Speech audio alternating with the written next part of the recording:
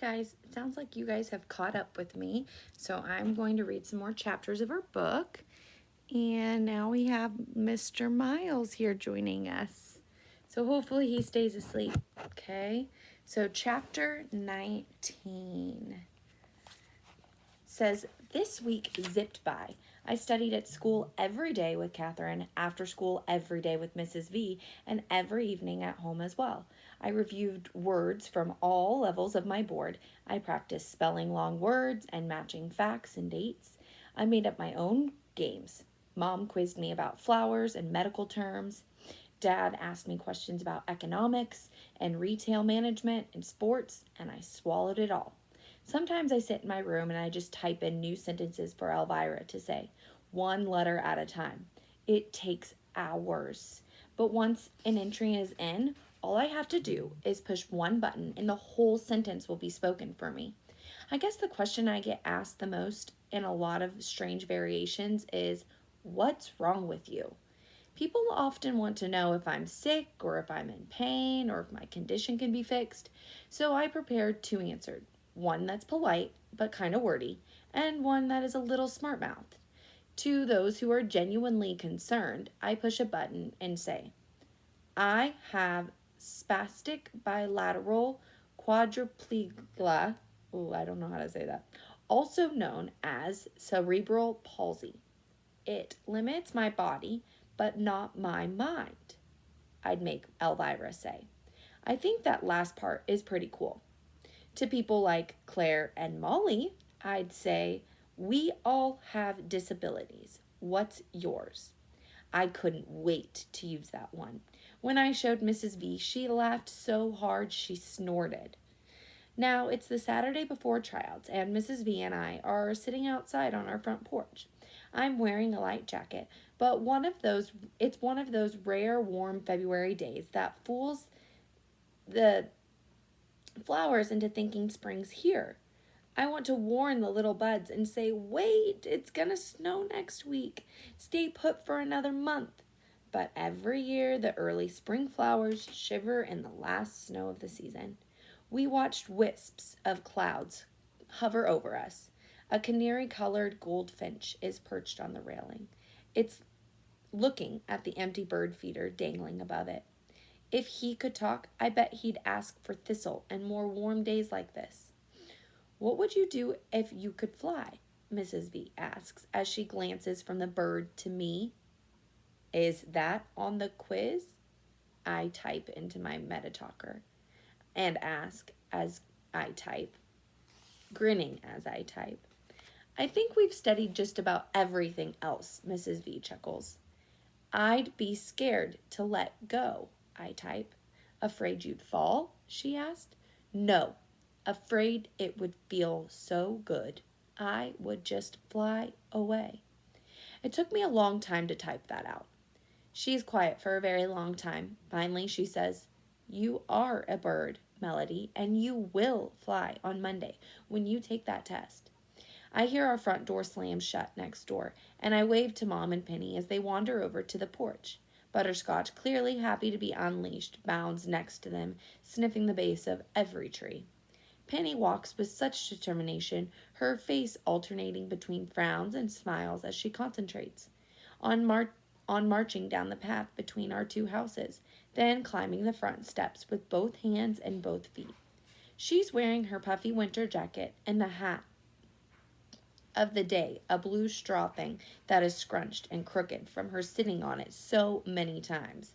Poor Doodle, of course, drags behind her.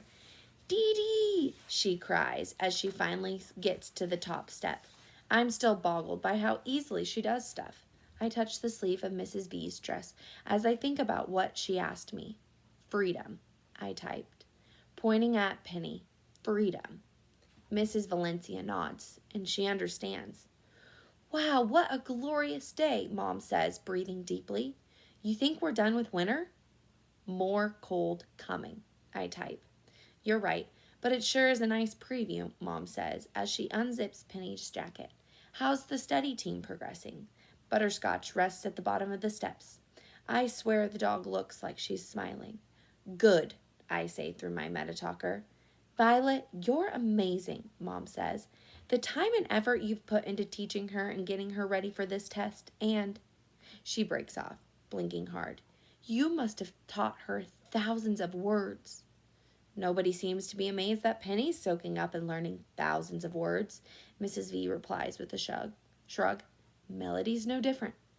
Mom nods in agreement. I know you're right, but it's just so much harder for Melody. No, it's harder for us. We have to figure out what's in her head. I'm getting tired of them talking about me like I'm in another room. I turn the volume up on my machine very loud and say, let's have cookies. Cookies, Penny repeats. Mrs. V stands up. I hear you, Penny, babe. Now let's find some sweets. As she heads to the house, she turns to Mom and says softly, Ms. Melody here has always had a special place in my heart. Heartburn, I type, and that gets them both laughing. Mrs. V returns a few minutes later with a plate of hot chocolate chip cookies and 2 servings of milk in red sippy cups decorated with Disney princesses. I hate to admit it, but a sippy cup makes it easier for me to drink. Cookies! Penny screams, and she reaches for the plate, but Mom pulls her arm back. Mrs. V gives Mom 2 cookies on a paper towel. Mom blows on one and then gives it to Penny, who proceeds to stuff the whole thing in her mouth. Look at my little Penny pig, Mom says, laughing. Mrs. V breaks my cookie into segments and then places a piece in my mouth. Although I'm a caramel lover, these cookies must have been made in chocolate heaven. I swallow while Mrs. V gives me sips of cool milk. Cookies smushed down so great with milk. I don't even have to try to chew. I would love to have enough control to feed myself, but that's on my list of things I'd wish for, along with walking and talking and taking myself to the bathroom. Oh, yeah, and flying. Interrupting my thoughts, Mrs. V asks, what continent produces the largest crop of cocoa beans, which gives us this chocolate? Africa, I type, and she nods and gives me another sip of milk. And which state produces the most milk? California, I reply. I think you're ready, Melody, Mrs. V announces. Mom reaches over and strokes my cheek. You're gonna rock on Monday. Then what? I type. Then you'll run for president, Mrs. V interjects. Yeah, right, I type out. Just then Dad pulls into our driveway. Boy, does our big old car need a good trip to the car wash. I guess Chuck got off early today, Mom says, looking pleased. Maybe we can get an early dinner. Dad gets out of the car, stretches, and waves to us. Penny's face lights up. Daddy, she calls out, standing up, and she looks at us with a devilish grin. Don't you dare, Mrs. V warns, and her I mean it voice. Penny ignores her. Go bye-bye in car. She loves to ride in the car. It doesn't matter where we go, to the store, the post office, as long as she gets to ride in her little car seat in the back. Doesn't make much sense to me. She falls asleep as soon as we turn the first corner. She hurriedly bumps down a couple of the porch steps, then 2 more, waiting for a reaction from Mom. Penny Marie Brooks, you bring your little buns right back up here, my mother cries out. When Mom uses all 3 names, it's serious. Penny reaches the bottom of the steps, looks back at us and smirks, and says, See, Daddy, gotta go to work. Then, as fast as her short little legs will carry her, she bolts for Dad. Mom, of course, has other ideas. So does Butterscotch, who jumps up and gives 3 short barks, almost like Mom's using 3 names, and calmly walks in front of Penny to block her path. Good dog, Mom says. Come back here, little cookie face. By this time, she has hurried down the porch steps and retrieved my sister. This child, she says to my dad, who is ambling over to us, is an escape artist. I need 4 sets of eyes with her. She wipes the chocolate off of Penny's face and nuzzles her. Good thing you've got Butterscotch, Dad says as he brushes the top of the dog's head. How's my shiny copper penny today? Dad kisses Mom on the cheek and takes Penny from her. Penny manages to rub the rest of the chocolate from her hands onto the front of Dad's shirt. Just what I always wanted, Dad says as he glances down. Chocolate-covered clothes. The napkin Mrs. V passes him only smears it more. Dad just laughs. Go work, Daddy? Daddy just got home.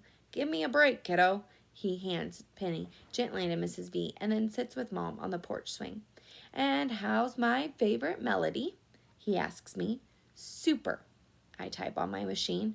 Ready for your competition? Yep, I type. Dad gets up and squats in front of me. You're going to ace that test and make that quiz team. I can tell he means it. I believe in me, and my family does, and Mrs. V, and so it's the rest of the world I'm not so sure about.